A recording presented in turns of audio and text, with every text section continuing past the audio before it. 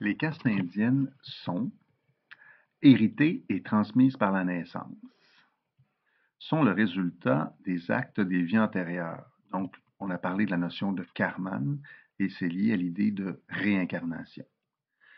Il est impossible d'en changer. On naît dans une caste et on meurt dans une caste. Les principales castes sont 1. Les brahmanes, les prêtres. Ils sont détenteurs du pouvoir spirituel et intellectuel. Dans notre notion de sacrifice, c'était les célébrants. 2. Les kshatriyas, les princes, les guerriers, ils sont détenteurs du pouvoir politique et militaire. Autour du sacrifice, ce sont les tueurs de bêtes. Les vaishyas, commerçants, agriculteurs, sont eux détenteurs du pouvoir économique, financier. C'étaient les éleveurs de bêtes. Voici les 3 castes nobles, les 3 castes supérieures.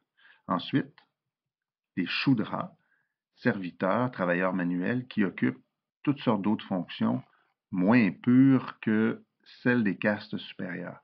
Enfin, les intouchables, qu'on peut appeler aussi dalits ou parias, les plus impurs des impurs, chargés des plus basses tâches dans la société. On peut représenter les castes aussi sous la forme de pyramides comme ça, où on voit très bien le niveau de pureté des hors-castes, donc les dalits, les intouchables, qui sont considérés même tellement impurs qu'ils sont à l'extérieur du système, puis en montant les shudras, les vaishyas, les kshatriyas et au haut de la pyramide, les plus purs, les brahmanes.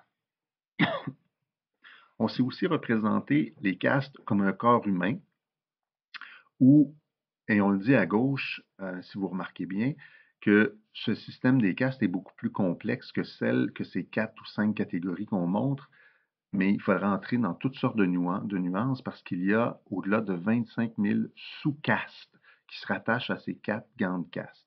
Alors, dans cette image du corps, les brahmanes sont la bouche parce qu'ils sont finalement les intercesseurs entre les dieux et les hommes, et c'est ceux qui savent lire les Védas, ceux qui savent interpréter. Dans ce système, les kshatriyas seraient les bras parce qu'ils détiennent les armes et sont un symbole de force. Les vaishyas sont les cuisses parce que c'est eux qui sont chargés de l'agriculture et de l'élevage. Et les shudras sont les pieds parce que c'est eux qui sont subordonnés à toutes les autres castes, les castes importantes.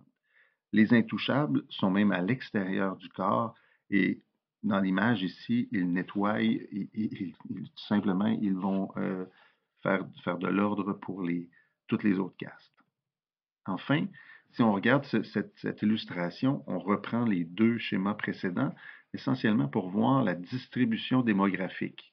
Si vous regardez le petit encadré dans le milieu, on dit les brahmines, qui veut dire brahman, 3,5% de la population, les kshatriyas, 5,5%, les vaishyas, 6%.